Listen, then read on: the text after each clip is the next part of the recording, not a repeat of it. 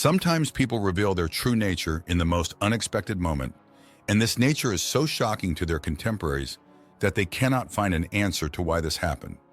Such was the case with Jenny Wanda Barkman, a sweet girl, darling Jenny, whom her parents were proud of and who seemed destined only for the glimmer of the catwalk. Born in 1922 in Hamburg, the girl was given the double name Jenny Wanda. Since childhood, she stood out with her angelic appearance, which so beautifully fit into the later theory of the true Aryan. The girl dreamed of a modeling career after finishing school. Jenny entered a drama studio in Hamburg. As soon as the first photos of the beautiful Jenny appeared in magazines, her dream came true. She began to shine. Offers poured in from all sides, from fashion magazines to men's magazines. Barkman did not refuse anyone, so enticing photos of the semi-naked beauty with an angelic face filled the men's magazines. She blessed the Aryan profile of the blonde beauty on military feats for soldiers, officers, and civilians on the same feats but on the labor front. Jenny's name was known all over Germany and far beyond its borders, in the Wehrmacht troops fighting from Africa to Stalingrad. It seemed that life was a success and the golden dream had long since become a reality. However, as time later showed, the model herself found this insufficient. From 1942, due to the shortage of personnel in concentration camps, the authorities of Germany announced a recruitment of civilians for the positions of supervisors, guards, and other conditionally serving personnel of death camps. Potential candidates were lured by high salaries, benefits, and the prospects of career advancement. However, in 1944, Jenny Wanda Barkman responded to this call. After being hired, she was assigned to the Stutthof concentration camp, located near the town of the same name and tens of kilometers from Gdansk. Called by one of the Lithuanian prose writers as the strict Stutthof, dubbed the Forest of Gods, only the guards and supervisors were gods there, and the meek flock and prisoners from the first days of work as a supervisor, Jenny Wanda Barkman showed herself from an unknown side as one of the most cruel and inventive supervisors. Her tortures amazed even the seasoned SS officers. Prisoners very soon nicknamed Barkman the Charming Spectre and Mad Jenny. The thing was that from a fragile girl with an angelic appearance, it was simply impossible to expect the level of atrocities that she committed against the prisoners. Former models' particular fondness was for Jewish and Polish women, the reasons for which were never explained. She cruelly punished her charges for any minor misconduct. Her favorite method was beating with a thin leather strap. According to witness testimonies, with this instrument alone, she beat dozens of women to death. Barkman's second favorite pastime was separating mothers and children. She experienced abnormal pleasure when she took a child from a mother and sent the baby to the gas chamber in her sight. Many, if one may say so, standard forms of torture the former model perfected, driving her victims to madness. She would lash the guilty with a strap on their heels, beat them with a rubber stick, set dogs on them, and often invited local doctors to her experiments, who conducted inhuman experiments on the unfortunate in the camp.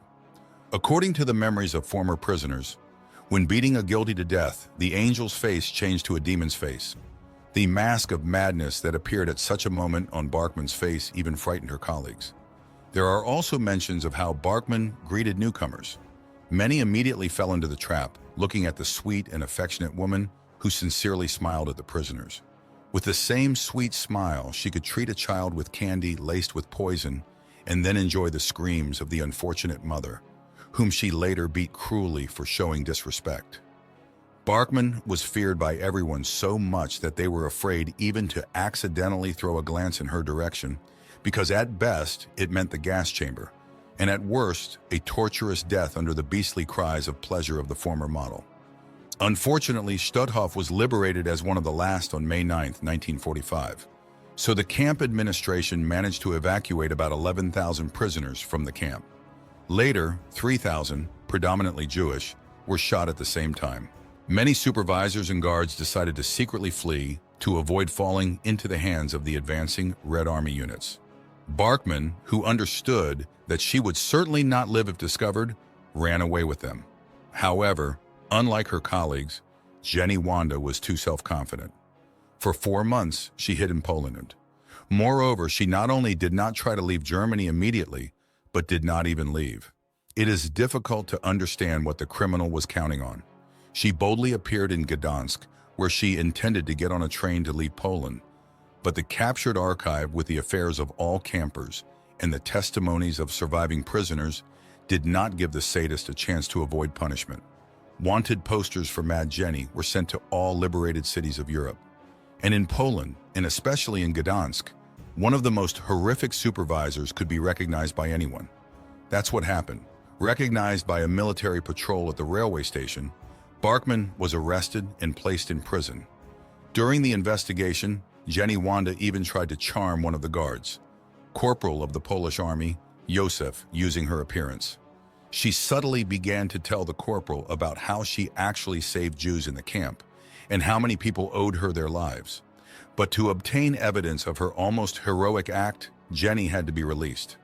Perhaps if the guard had been someone other than a Jew who had lost his wife and daughter in Stutthof, Barkman might have succeeded. However, when the corporal became acquainted with the indictment materials, he simply stopped approaching the door of the cell. Therefore, the only slim chance of salvation for the former model disappeared. Barkman's legacy brought a blatant farce. Initially, it was claimed that she was forced to become a guard because the Gestapo threatened to repress her family. When she failed to convince, Barkman voiced a new version, claiming she was an anti-fascist who voluntarily went to work in the camp to alleviate the fate of the unfortunate prisoners as much as possible. Here, witness testimonies played against her. In the end, resigning herself to her fate, Jenny Wanda calmed down, understanding that her sentence was obvious. The Poles would not forgive what she had done in the concentration camp. Therefore, at the trial, Barkman behaved quite arrogantly, smiling at all the charges and sometimes even willingly telling about the methods of torture and destruction of prisoners. The verdict was quite expected: death by hanging. In the court documents, Barkman's phrase, uttered after the sentence was pronounced, was recorded: "Life is indeed a great pleasure, and pleasure as a rule does not last long." Barkman's execution, along with several other Nazi criminals, took place on July 4, 1946, on Biskupia Gorka. The condemned were brought to the gallows by truck, nooses were put on their necks, then the vehicle moved, and the nooses tightened. When it was the turn of the party in which Barkman was, after the nooses were put on, the truck stalled. From the crowd, a woman immediately ran out, who pushed Barkman's legs off the truck. The rest of the condemned waited until the truck finally started. By the way, about 200,000 people attended the execution. Some later claimed that after the execution, Jenny Wanda's body was burned and her ashes were flushed down the toilet. In fact, this is nothing more than a beautiful legend. The Poles, despite all their hatred, were not going to bother with the bodies of former executioners. By government decision, the bodies of all executed Nazi criminals were to serve one last time for the great purpose of training future doctors and nurses.